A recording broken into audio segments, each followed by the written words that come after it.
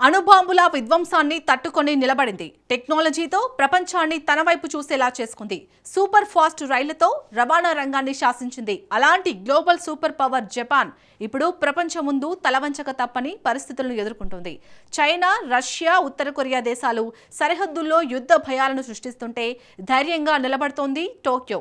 కానీ బాహ్య శత్రువుల కంటే కూడా ఆ దేశాన్ని లోపల నుంచి గుల్ల చేస్తున్న మరో భయంకరమైన మహమ్మారి జపాన్ను నిద్రపోనివ్వడం లేదు.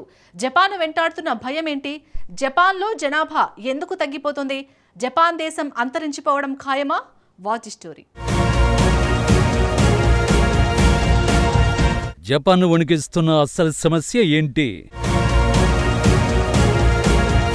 జపాన్ యువత పెళ్లికి ఎందుకు నిరాకరిస్తోంది? సూర్యుడు ఉదయించే దేశానికి చీకటి తప్పదా?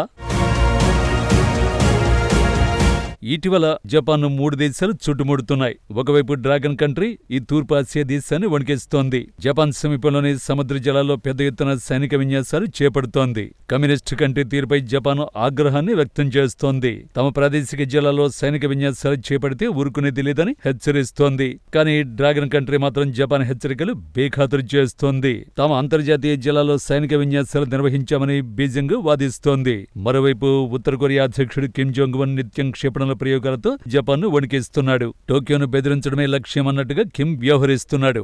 మరోవైపు సోవియట్ కాలం నాటి భయంకరమైన అణుబాంబులను జపాన్ సముద్రంలోకి రష్యా దించుతోంది. జపాన్కు అత్యంత సమీపంలో మిలిటరీ డ్రిల్స్ నిర్వహిస్తోంది. ఈ 3 దేశాలు జపాన్ చుట్టూ సైనిక విన్యాసాలతో రెచ్చిపోతున్నాయి. దీంతో తూర్పు ఆసియాలో యుద్ధమేఘాలు కమ్ముకున్నాయి. అయినా సరే జపాన్ మాత్రం 3 దేశాలకు భయపడేది లేదంటూ తేల్చి చెబుతోంది. ఆ 3 దేశాలకు కౌంటర్ ఇచ్చేందుకు సైన్యాన్ని బలోపేతం చేస్తోంది.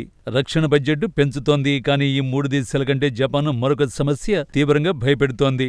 నిజానికి ఇది దేశం కాదు, జపాన్ సొంత సమస్య. శత్రు దేశాలు నిత్యం బాంబలతో విన్యాసాలతో భయపెట్టాలని చూసిన జంకని జపాన్ సొంత సమస్యకు మాత్రం వణికిపోతోంది.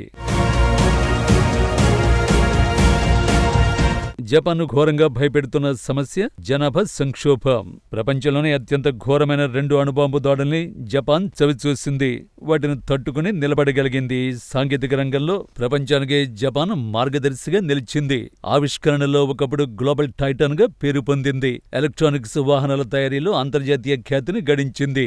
సూపర్ ఫాస్ట్ రైళ్లను సృష్టించి ప్రపంచాన్ని అబ్బురపరిచింది. ప్రపంచానికి తలమానికంగా మారింది జపాన్. కానీ రోజురోజుకు కుచించుకుపోతున్న జనాభా సంక్షోభాన్ని అడ్డుకోవడంలో జపాన్ విఫలమైంది. సూర్యుడు ఉదయించే ఈ దేశంలో వృద్ధుల సంఖ్య నానాటికి పెరిగిపోతోంది. అదే సమయంలో జననాల రేటు భారీగా పడిపోతోంది. ఈ సంక్షోభాన్ని ఎలా అడ్డుకోవాలో తెలియక జపాన్ తల పట్టుకుంటోంది. ప్రస్తుతం 4వ అతిపెద్ద ఆర్థిక వ్యవస్థ జపాన్. గతంలో ఆ దేశం 3వ టాప్ జీడీపీ కంట్రీగా ఉండేది. అందుకారణం ఆ దేశంలో పనిచేసే కార్మికులు. కానీ ఇటీవల యువ శ్రామికుల సంఖ్య భారీగా తగ్గుతోంది. జపాన్ వేధిస్తున్న ఈ జనాభా సంక్షోభానికి ప్రధాన కారణం అక్కడి మారుతున్న సామాజిక జీవనశైలి. ఒకప్పుడు జపాన్లో ఉమ్మడి కుటుంబ వ్యవస్థ, ఎక్కువ మంది పిల్లలను కనే సంస్కృతి ఉండేది. కానీ కాలక్రమేణా పరిస్థితులు పూర్తిగా మారిపోయాయి. ఆధునికత పెరిగే కొద్దీ యువత పెళ్లిళ్లకు దూరంగా ఉంటోంది. ఒకవేళ పెళ్లి చేసుకున్న పిల్లలను కనేందుకు ఆసక్తి చూపడం లేదు. జపాన్లో జీవన వ్యయం భారీగా పెరిగింది. పిల్లల పెంపకానికయ్యే ఖర్చులు అమాంతం పెరిగాయి. దీంతో చాలా మంది సింగిల్ గానే ఉండడానికి యువత మొగ్గు చూపుతున్నారు. మరోవైపు ఉద్యోగాల్లో విపరీతమైన పని ఒత్తిడి ఉంటోంది. కార్మికులు గంటల తరబడి పనిచేయాల్సి రావడంతో వ్యక్తిగత జీవితానికి, కుటుంబానికి సమయం కేటాయించలేకపోతున్నారు. ఫలితంగా దేశంలో జననాల రేటు వేగంగా పడిపోతోంది. ప్రపంచంలోనే అత్యల్ప జననాల రేటు నమోదవుతున్న దేశాల జాబితాలో జపాన్ అగ్రభాగాన నిలుస్తోంది. ఇదిలా ఉంటే జపాన్లో మరోవైపు వృద్ధుల జనాభా రికార్డు స్థాయిలో పెరిగిపోతోంది. వైద్య రంగంలో వచ్చిన విప్లవాత్మక మార్పులు, మెరుగైన జీవన ప్రమాణాల వల్ల జపాన్ ప్రజల ఆయుర్దాయం గణనీయంగా పెరిగింది. కానీ ఇది ఆ దేశానికి ఇప్పుడు శాపంగా మారుతోంది. దేశ జనాభాలో 65 సంవత్సరాలు దాటిన సీనియర్ సిటిజన్ల వాటా దాదాపు 30% చేరుకుంది. ప్రపంచంలోనే అత్యధిక వృద్ధ జనాభా కలిగిన దేశంగా జపాన్ రికార్డు సృష్టిస్తోంది. పుట్టే పిల్లల సంఖ్య తగ్గిపోతుంటే వృద్ధుల సంఖ్య పెరిగిపోతోంది. దీంతో జపాన్ సమాజంలో వయస్సుల మధ్య సమతుల్యత పూర్తిగా దెబ్బతింటోంది. రాబోయే రోజుల్లో ఈ పరిస్థితి మరింత తీవ్ర రూపం దాల్చే ప్రమాదం ఉందని నిపుణులు హెచ్చరిస్తున్నారు. ఈ తీవ్ర సంక్షోభం జపాన్ ఆర్థిక వ్యవస్థపై తీవ్ర ప్రభావాన్ని చూపుతోంది. ఒక దేశం ఆర్థికంగా ఎదగాలన్నా, అభివృద్ధిలో దూసుకుపోవాలన్నా యువ శ్రామిక శక్తి ఎంతో ముఖ్యం.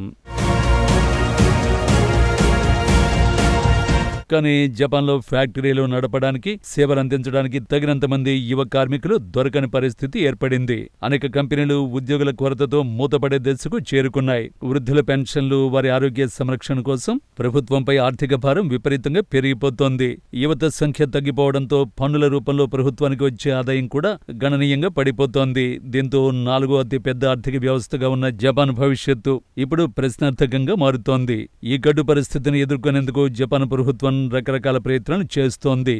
పిల్లలను కనే దంపతులకు భారీగా ఆర్థిక ప్రోత్సాహకాలు అందజేస్తోంది. చైల్డ్ కేర్ సెంటర్లను విస్తరిస్తోంది. ప్రసూతి సెలవులను పెంచుతూ నిర్ణయాలు తీసుకుంటోంది. కానీ ఈ చర్యలన్నీ ఆశించిన స్థాయిలో ఫలితాలను ఇవ్వడం లేదు. మరోవైపు విదేశీ కార్మికులను తమ దేశానికి రప్పించేందుకు జపాన్ నిబంధనల్ని సడలిస్తోంది. గతంలో ఎన్నడూ లేని విధంగా ఇమిగ్రేషన్ విధానాలను సులభతరం చేస్తోంది.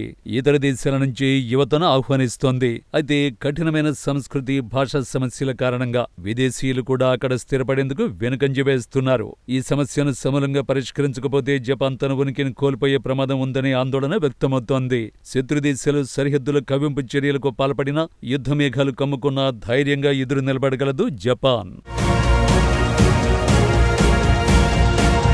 కానీ అంతర్గతంగా ఎదురవుతున్న జనాభా సంక్షోభం ముందు మాత్రం జపాన్ నిస్సహాయంగా మారుతోంది. ఆయుధాలతో కొట్టే శత్రువునైనా ఓడించొచ్చు, కానీ నిశ్శబ్దంగా దేశాన్ని కబళించేస్తున్న జనాభా సంక్షోభాన్ని ఎలా ఆపాలన్నది ఇప్పుడు టోక్యో పాలకులను వెంటాడుతున్న అసలు సిసలు భయం. సమూలమైన సామాజిక మార్పులు రాకపోతే టెక్నాలజీతో ప్రపంచాన్ని శాసించిన నిప్పన్ కంట్రీ రేపు చీకటిమయం కావడం ఖాయమనే హెచ్చరికలు గట్టిగానే వినిపిస్తున్నాయి.